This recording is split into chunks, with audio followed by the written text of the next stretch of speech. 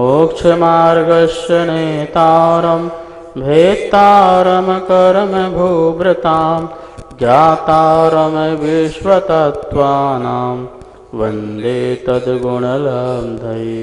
हमने कल यहाँ पे जाना था कि चारित्र मोहिनी कर्म के आश्रव किस किस प्रकार से होते हैं और उसमें भी पुरुष वेद का स्त्री वेद का आश्रव कैसे होता है। आज देखेंगे पुरुष वेद का किस किस प्रकार से आश्रव होता है, क्या क्या करते हैं तो उनका आश्रव यहाँ पर होता है। पहले हम जो सूत्र है 14वां नंबर का उसको एक बार देख लेते हैं, फिर इसके सूत्र के अर्थ को समझते हैं। षष्ठम अध्याय का सूत्र नंबर 14वां। कषायोदयात तीव्र परिणाम चारित्र मोहस्य। कषाय के उदयात उदय से तीव्र परिणाम, जो जीव के तीव्र परिणाम होते हैं उससे चारित्र मोहस्य चारित्र मोहिनी कर्म का आश्रव हुआ करता है।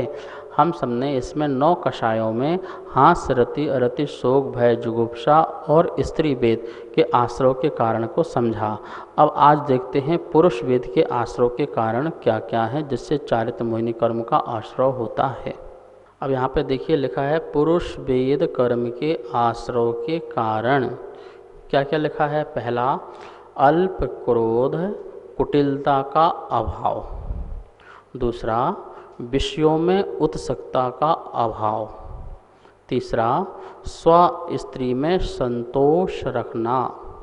चौथा, स्त्री के संबंध में अल्प राग भाव होना। पांचवा, ईर्षा का अभाव होना। और छठवा, श्रृंगार गंध आदि में अनादर भाव होना, अर्थात उसमें उत्सुकता नहीं होना। ये सभी जो कारण हैं इससे हमारे पुरुष वेद का आश्रव होता है। यही हमें करना चाहिए जिससे हमें पुरुष वेद का आश्रव होगा तो हम अपनी पुरुषत्व शक्ति से क्या कर सकते हैं, इस आत्मा को महापुरुष बना सकते हैं। अल्प क्रोध मंद क्रोध, जो अल्प क्रोध करता है मंद क्रोध करता है, क्योंकि जो तीव्र क्रोध करेगा तो वो तो फिर नरकगामी होगा और नरक में वह नपुंसक पर्याय को प्रकट होगा, क्योंकि वहाँ पर नपुंसकता है। तीव्र क्रोध करने वाले नपुंसक अथवा त्रियंच में भी जाएंगे तो वो नपुंसक होंगे या अन्य वेद वाले होंगे। तो अल्प क्रोध करने वाला व्यक्ति ही मनुष्य होता है। ये बिल्कुल हमें युक्ति से और तर्क से भी हमें पता चल गया, क्योंकि तीव्र क्रोधी से नरक और नरक में नपुंसक, ठीक है ना। और अल्प क्रोध करेंगे तो आप पुरुष वेद होगा, तो पुरुष वेद में ऐसा होगा कि आप मनुष्य बनेंगे अथवा देव बनेंगे। देव की पर्याय को प्राप्त करेंगे तो वहाँ भी देवी ना होकर के देव पर्याय को प्राप्त करेंगे। और कुटिलता का अभाव, कुटिलता का अभाव क्यों बोला, यदि कुटिलता होगी तो नियम से तिरंज पर्याय जाना पड़ेगा। तो तिरंज पर्याय में कहीं सम्मूर्छन बने तो वहाँ नपुंसक, अथवा वहाँ पर मायाचारी करके स्त्री पर्याय अथवा मायाचारी करके तिरंज पर्याय को प्राप्त करना, वहाँ भी उसमें तुम्हारा जो है स्त्री वेद का उदय चलेगा। तो इस प्रकार से कुटिलता का अभाव होने से पुरुष पर्याय को प्रकट होते हैं, मनुष्य की या देव की। तो हमें अल्प क्रोध करना है और कुटिलता का अभाव, हमारे अंदर मायाचारी अत्यंत तीव्र नहीं होना चाहिए। दूसरा था विषयों में उत्सुकता का अभाव। 5 इंद्रिय के विषय होते हैं, खाने पीने ओढ़ने सजने संवरने, और भी चक्षु इंद्रिय के माध्यम से देखना, कर्ण इंद्रिय के माध्यम से सुनना, और जिह्वा इंद्रिय के माध्यम से बोलना या चखना, घ्राण इंद्रिय के माध्यम से सूंघना, स्पर्शन इंद्रिय के माध्यम से कठोर कोमल हल्का भारी रूखा चिकना ठंडा गर्म आदि के स्पर्शों की आसक्ति में नहीं लगना। तो इस प्रकार से उनमें उत्सुक नहीं होना। 5 इंद्रिय के विषय सब्जेक्ट आपको बहुत मिलेंगे, जगह जगह असंख्यात विषय एक एक इंद्रियों के भरे हुए हैं, आपको बहुत मिलेंगे। चक्षु इंद्रिय संबंधी जो आपको सब दिख रहा है वो चक्षु इंद्रिय संबंधी विषय है। जो कुछ सुनाई दे रहा है वो कर्ण इंद्रिय का विषय संबंधी है। तो आपको जगह जगह मिलेंगे। अभी आप खड़े हो जाओ, कहीं गाना चल रहा तो आप गाना सुनना चालू कर दोगे, कहीं गालिच चल रहा तो गालिच सुनना प्रारंभ कर दोगे। तो इस प्रकार से जो बुरे विषय हैं इंद्रियों के, वो पूरा उससे संसार भरा हुआ है। जगत में आप कहीं भी चले जाओ तो वो सारे के सारे बुरे विषय जो हैं वो आपको मिल जाएंगे। अच्छे विषय नहीं मिलेंगे। कानों से जिनवाणी सुनाने वाला कोई व्यक्ति नहीं मिलेगा, दुर्लभ मिलेंगे वक्ता। इन आँखों से भगवान के दर्शन मिल जाए ऐसा निमित्त बड़ी दुर्लभ से मिलता है, ठीक है ना। गुरुओं के चरण स्पर्श कर सकें अपनी स्पर्श इंद्रिय के माध्यम से, इस प्रकार का उनका सानिध्य पाना बहुत मुश्किल मिलता है। इन पैरों के माध्यम से तीर्थों की वंदना कर सकें, इन हाथों से मुनियों को दान दे सकें, ऐसे अवसर बहुत कम आया करते हैं। लेकिन बुराई के विषयों के कषायों के निमित्त बहुत मिलते हैं। तो आचार्य भगवान कह रहे हैं कि जो व्यक्ति ऐसे कामों से क्या होता है, उत्साह नहीं रखता है, जो पांच इंद्रिय की जितने भी सब्जेक्ट हैं, अशुभ हैं, अमंगली हैं, अकल्याणकारी हैं, उन सब से क्या होता है, अपने आप को बचा के रखता है, अपने को दूर रखता है। जैसे मान लो घर में टीवी भी है, मोबाइल भी है, सब कुछ है, तो वो समय नहीं पास हो रहा। जैसे अब लॉकडाउन है, घर में ही रहना है, तो क्या करें, कोई गेम में खेल रहा है, कोई पिक्चर देख रहा है, कोई वेब सीरीज़ देख रहा है, कोई किसी में लगा, कोई कुछ काम में लगा हुआ है। तो क्या है, ये उसको विषयों में उत्सुकता है।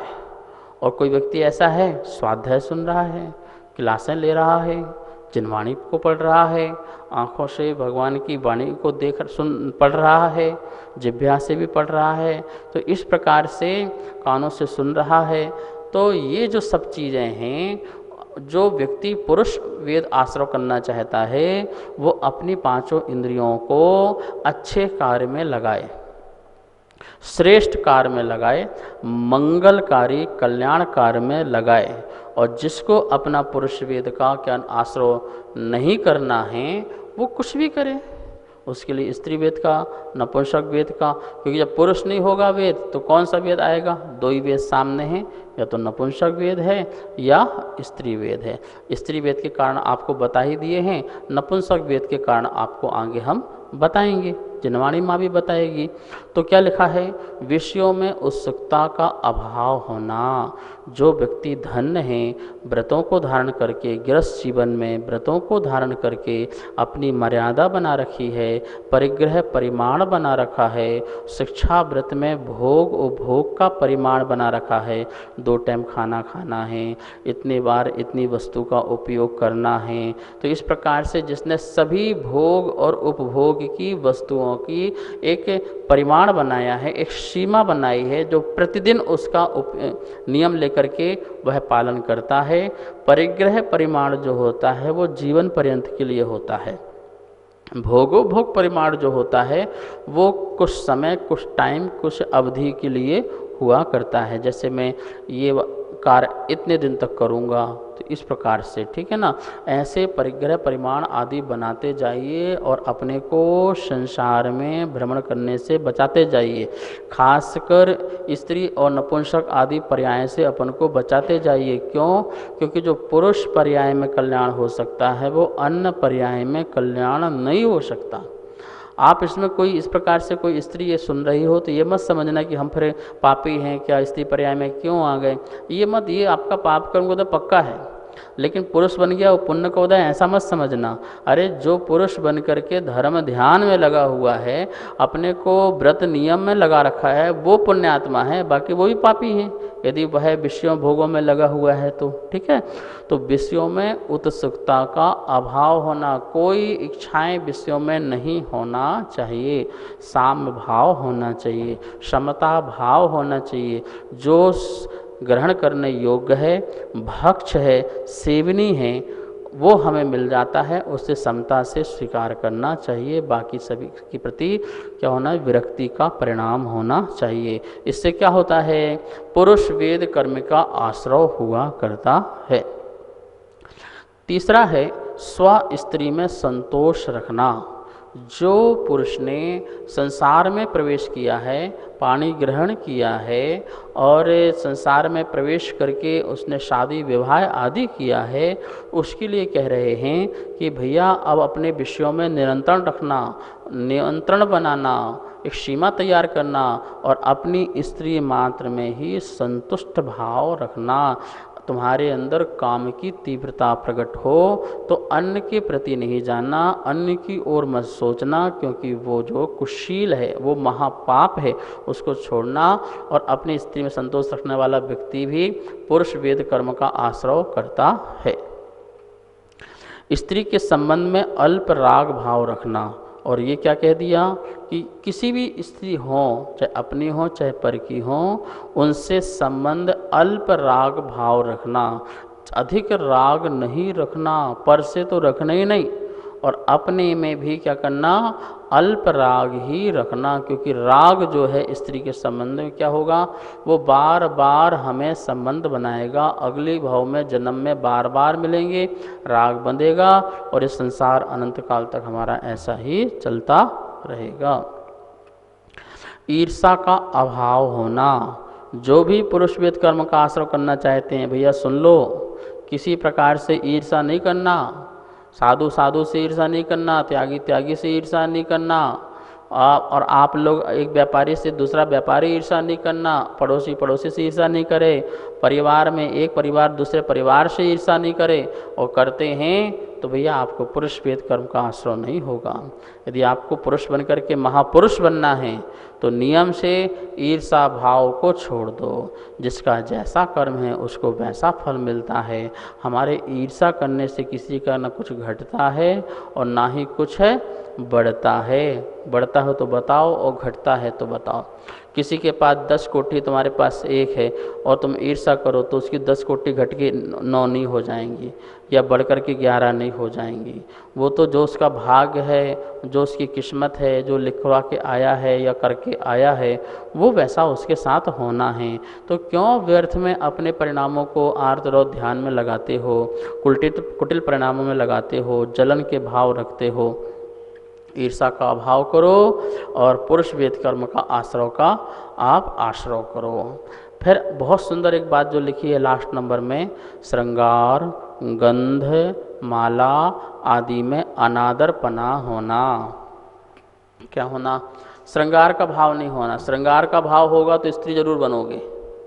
जिसको ज़्यादा श्रृंगार का भाव होता है, मैं सुंदर ड्रेस पहनूं, मैचिंग की ड्रेस पहनूं, मेरे बाल ऐसे होना चाहिए, मेरी दाढ़ी ऐसे होना चाहिए, मूंछ पर ताव होना चाहिए आदि अनेक प्रकार से मैं बालों में, कानों में कुंडल डाल के रखूं, हाथ में अच्छी घड़ी और दुनिया भर की चीज़ें, श्रृंगार, ये माला पुष्प आदि सब इस प्रकार का जिसको श्रृंगार का भाव हो। अब आप बोलेंगे ये राजा लोग भी तो श्रृंगार करते। नहीं, राजा एक पदवी है। राजा की कुर्सी में बैठने वाला जो है उसकी एक वेशभूषा है, वो उस वेशभूषा को पहने, बात अलग है। आप भी अपनी वेशभूषा पहनो, आप डॉक्टर तो डॉक्टर की वेशभूषा पहनो, आप वकील हो तो वकील की वेशभूषा पहनो, आप विद्यार्थी हो तो विद्यार्थी की पहनो, इसमें कहीं कोई दिक्कत नहीं है। लेकिन मैं अच्छा लगूं, मैं सुंदर लगूं, मेरा लोग मुझसे आकर्षित हों, मेरा आकर्षण बढ़े, मैं सबको मोहित कर दूं, सबको वशीभूत कर लूं, सबको वश में कर लूं, तो इस प्रकार का जो श्रृंगार आदि करने का जो भाव है, ये भाव भी हमें पुरुष वेद के आश्रय का कारण नहीं बनने देगा। इसलिए कभी भी श्रृंगार में मेरे बाल बढ़िया सुंदर दिखें, स्मूथ दिखें और काले दिखें, अब हो तो रहे हैं वो वाइट बार बार, ठीक है ना, लेकिन लोगों को आकर्षित करने के लिए फिर उसमें बार बार क्या बोलना, बालों को काले करना, सेटिंग करना और फ्रेंची निकालना, थोड़े से यहाँ काट लेना, थोड़े से यहाँ निकाल लेना, ये बेढंग वाले चीज़ क्या हैं। आजकल पता नहीं क्या चल गया है, बालों की कटिंग भी ऐसे चल गई है, आधा कट लिया, पीछे से काट लिया, ये सब क्या है, ये क्या चल रहा है। ये सब जो चल रहा है तुम्हारे स्त्री वेद के आश्रय का कारण चल रहा है। इससे नियम से तुम स्त्री वेद आदि बनोगे जो श्रृंगार में भाव रखता है। क्यों? श्रृंगार में स्त्री ही ज़्यादा भाव रखती हैं, पुरुष नहीं, और पुरुष रखता है तो वो भी स्त्री बनने को तैयार है। इसलिए श्रृंगार से, गंध से, गंध मतलब सेंट आदि, ये सेंट है, परफ्यूम हैं, सुगंध आदि पदार्थ हैं, उनके प्रति आसक्त नहीं होने का। और तरह तरह की माला, पुष्प, टाई, ये वो सब दुनिया भर की जो चीज़ें हैं, इन सब में अनादर भाव रखना। अनादर का मतलब उनमें आदर नहीं रखना। इसके बिना मेरा जीवन नहीं है, ये तो होना ही चाहिए, बिना मेरा स्टैंडर्ड ख़त्म हो जाएगा, लोग मुझसे जुड़ेंगे कैसे, मुझसे बात कैसे करेंगे, मैं कम्युनिटी में कैसे रह पाऊँगा, लोगों के बीच में कैसे रह पाऊँगा, लोग मुझे पागल समझने लगेंगे, आदि अनेक प्रकार के कारण से आप उसमें फंस जाओ तो फंस जाओ, कोई दिक्कत नहीं है, पुरुष नहीं बनोगे, बस इतना ध्यान रखना। आप नपुंसक बनते रहोगे, आप स्त्री पर्याय को बनते रहोगे, और इस प्रकार से जो पुरुषपन से आपका कल्याण हो सकता है वो नहीं हो पाएगा। नमोस्तु आचार्य श्री जी, मेरा प्रश्न है कि जो पुरुष होकर भी स्त्रियों के जैसे एक्टिंग करे, उन्हीं की वेशभूषा को धारण करे, वो कौन सी पर्याय को प्राप्त होगा?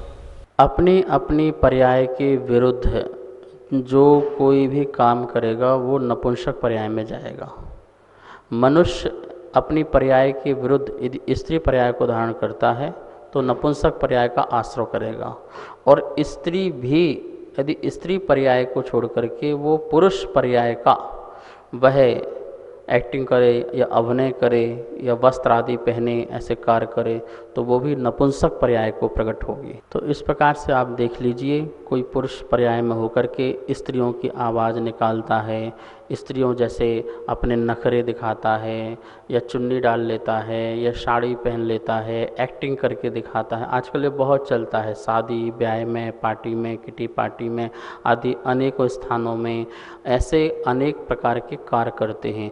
यहाँ तक कि जो नपुंसक को पर्याय को प्राप्त नहीं है, लेकिन अपने मनुष्य पर्याय में वो अपने को स्त्री पर्याय का रूप दिखा करके लोगों से पैसा इकट्ठा करते हैं और तमाशा दिखाते हैं। तो इस प्रकार से जो ये कार्य करते हैं वो जीव जो हैं नपुंसक पर्याय को प्रकट होते हैं। किसको? अपनी पर्याय के विरुद्ध जो भी कार्य करेगा पुरुष वो नपुंसक बनेगा। इसी प्रकार आप स्त्री में लगा लेना, यदि कोई स्त्री जो है वो अपने पर्याय के विरुद्ध क्या करती है, पुरुष जैसे काम करे, ठीक है ना, अपने बालों को कटवा लिया और पुरुषों की ड्रेस पहन ली, अपने को पुरुष समझने लग जाए, और वैसे आवाज़, वैसे दबंग, ये सब ठीक है। तुम्हारे अंदर पुरुष वेद का उदय तो हो सकता है, लेकिन तुम जानबूझ करके पुरुष जैसे एक्टिंग, पुरुष जैसे पौरुष दिखाने की कोशिश करो, ये सब जो तो है तुम्हारे नपुंसक पर्याय का कारण बनेगा। इसी प्रकार से कोई पुरुष अपने अंदर स्त्री के भाव ला करके स्त्री जैसे कार्य करने सोचे, और स्त्री जैसे ड्रेस, वैसे कपड़े और वैसी वेशभूषा सब रखना चालू करता है, तो वो भी नपुंसक पर्याय को प्राप्त होता है। ऐसा आगम में, ऐसा शास्त्र में कहा है। एक ही शब्द आया है, पर्याय के विरुद्ध कार्य करने से नपुंसक पर्याय ही दोनों को प्राप्त होगी।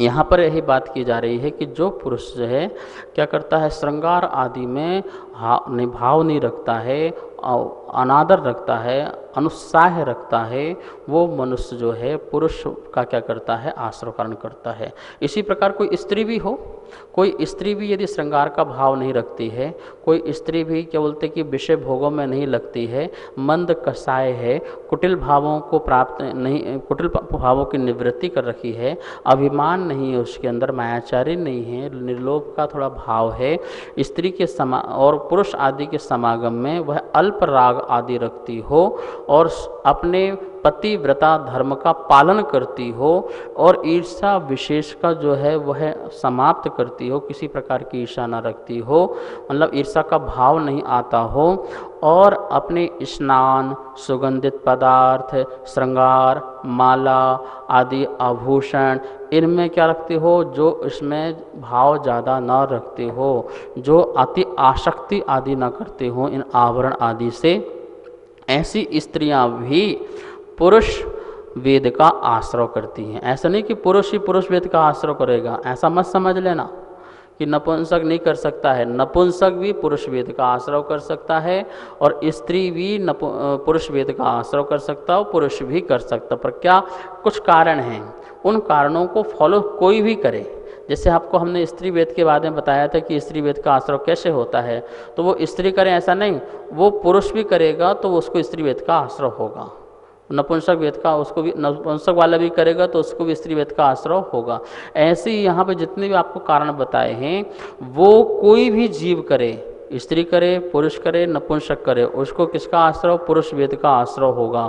जो मंद कषाई है, मंद क्रोधी है, कुटिलता का अभाव है, अभिमान का अभाव है, निर्लोभ का अभाव है, और सबसे बड़ी बात जो श्रृंगार आदि का क्या करता है? अभाव रखता है, उन पर अनादर रखता है, वो उसमें ज़्यादा विषय भोगों में फंसता नहीं है, जो स्त्री नपुंसक आदि की चर्चाएं करता नहीं है, उन पर्यायों में मतलब उनमें राग रूप परिणाम रखता नहीं है, तो ऐसा जो जीव है वो पुरुष वेद का क्या करता है?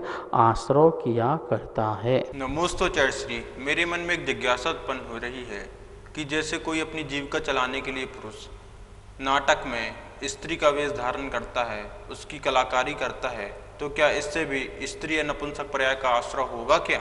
अपने जीवन जीने के लिए कोई इस प्रकार से भी कार्य करता है अपनी पर्याय के विरुद्ध, तो उसको आश्रय तो होगा ही होगा। आपको ऐसे कार्य भी नहीं करना है जो आपके पर्याय के बिल्कुल विरुद्ध हो। आप पुरुष हैं और आपको स्त्री बनकर के पैसा कमाना पड़ रहा हो, आप स्त्री हैं और स्त्री बनकर के आपको स्त्री हैं पुरुष बनकर के पैसा कमाना पड़ रहा हो, ये पर्याय के विरुद्ध है। उससे आपके मायाचारी के परिणाम होंगे, आपको अन्न गति की प्राप्ति होगी, नपुंसकता की आपको प्राप्ति होगी। अब कोई बोले ये तो कला है, ये तो अभिनय है। भैया कला अभिनय तो बहुत कुछ की होती है, बहुत सारी चीज़ों की भी होती है। तुम पुरुष हो तो मुनि बन जाओ, मुनि की कला करने चालू कर दो तो मुनि थोड़ी हो जाओगे, वो मायाचारी कहलाएगी। इसी प्रकार से आप हम सबको इस प्रकार की कला सीखना चाहिए, अपनी पर्याय के विरुद्ध कला नहीं सीखना चाहिए। अपनी पर्याय में अपनी उसी अवस्था की कला सीखो, वैसा अभिनय करो, वैसा कार्य करो और आगे बढ़ो। कौन मना करता है? लेकिन तुम्हें कौन कह रहा है कि स्त्री से तुम पुरुष बनो, पुरुष से तुम स्त्री बनो, फिर ऐसे करके अपना जीवन यापन करो? निश्चित ही यह नपुंसक आश्रय के कारण बनता है, इसलिए कभी भी हमें ऐसा नहीं करना चाहिए। और ऐसा ही माता पिता को अपने बच्चों को भी नहीं सिखाना चाहिए। जो माता पिता इस प्रकार से कार्य करते हैं वो गलत करते हैं। कभी कभी क्या होता है, उनका बेटा नहीं हो पा रहा है, लड़की बेटी है, तो बेटी को ही बेटा बनाने के चक्कर में उसके बाल कटना, उसकी ड्रेस ऐसी रखना, उसको लड़का जैसे दिखाना, और बाद में वही लड़का बिगड़ जाता है, उसको वो संस्कार पड़ जाते हैं। ऐसी लड़की को लड़का बनाना, लड़के को लड़की बनाना, ये इसमें भी आपको ध्यान रखना है। कभी भी इस प्रकार से कार्य न करें। कोई भी जीव अपने पर्याय के अपने विरुद्ध कार्य ना करे, बनना करेगा उसको नपुंसक आश्रय का कारण झेलना पड़ेगा। अथा यहाँ पर जो बात चल रही है पुरुष वेद के आश्रय का क्या क्या कारण है, तो पार्श पुराण में और अच्छी बातें लिखी हैं, जरा सुनते हैं। जो यहाँ सुजन हैं, सज्जन लोग हैं, मंदरागी हैं, ईर्षा तथा तीव्र कषाय आदि से रहित हैं, जिन्हें भगवान की पूजा करते हैं, शुभ कार्य करते हैं, मंगल कल्याणकारी कार्य करते हैं, अनाचार से जो परांग मुख होते हैं, बहुत दूर होते हैं, वे प्रभाव में पुरुष वेद कर्म के उदय से पुरुष होते हैं। देखिए, पुरुष भी होते हैं, उनका वेद भी पुरुष होता है, अर्थात इन कार्यों से पुरुष वेद का आश्रय हुआ करता है। तो देख लीजिए हमें क्या होना है, हम क्या होना चाहते हमारे हाथ में है, ऐसा जैन आगम बताता है। हमें कोई स्त्री बनाएगा, हमें कोई पुरुष बनाएगा, हमें कोई नपुंसक बनाएगा, ऐसा कोई नहीं है। हम क्या बनना चाहते हैं हमारा निर्णय है। भगवान बनना चाहो तो भगवान बन लो, और जो पर्याय जाना चाहे तो उस पर्याय में चले जाओ, सब कुछ तुम्हारे हाथ में होता है। इतना सुंदर जैन शासन जिनागम हमें प्राप्त है, जो हमारा अपना भविष्य हमारे हाथ में रख देता है। तो इसलिए महानुभाव ध्यान रखना, चारित्र मोहिनी कर्म के आश्रम में अपने बहुत सारी चीज़ें पढ़ी, लेकिन ये पुरुष वाली बात बहुत अच्छी है, क्योंकि आप इस प्रकार के कार्य करेंगे तो कम से कम पुरुष बनेंगे तो आपको मुनि बनने का सौभाग्य प्राप्त होगा, आपको शुद्धोपयोग की साधना आपको प्राप्त हो पाएगी, आप अरहंत बन पाएंगे और बाद में सिद्ध परमेष्टि को भी प्राप्त हो पाएंगे। इसलिए जो यहाँ अच्छी बात कही है पुरुष आश्रय का वेद का कारण, वही कार्य हमें करना है, क्योंकि हमें अरहंत और सिद्ध बनना है। इस प्रकार से अपन ने आज पुरुष वेद आश्रव के कारणों को यहाँ पर समझा है और शेष विषय जो नपुंसक वेद आश्रव का कारण है उसे कल की क्लास में देखेंगे। आज का स्वाध्याय यहीं पर संपन्न करते हैं। किसी के मन में किसी प्रकार की शंकाएं हों वो आगम धारा शंका समाधान में वो पूछ सकते हैं, जो आगे प्रोग्राम इसके बाद जस्ट चलता है। आइए अब हम सब लोग मिलकर के जनवाणी स्तुति को करते हैं। जावाणी के ज्ञान से सूझे लोकालो, शोवाणी मस्तक धरो सदा देत हो दो। हे जिनवाणी भारती तो हे जपो दिन रेन, जो तेरी शरणा धरे सो पावे सुख चैन। सभी को बहुत बहुत मंगल आशीर्वाद। सभी स्वाध्याय प्रेमी बंधुओं को सादर जय जिनेन्द्र। हमारे बीच तत्वार्थ सूत्र जी की द्वितीय अध्याय की पुस्तक छपकर आ चुकी है, जो कि आप सभी लोग मंगवा सकते हैं। नीचे दिए गए नंबरों पर संपर्क करें और पुस्तक मंगवा लें। और तीसरे अध्याय की पुस्तक छपने के लिए जा चुकी है, आप सभी लोग उसमें भी सहयोग करें। धन्यवाद। जय जिनेन्द्र।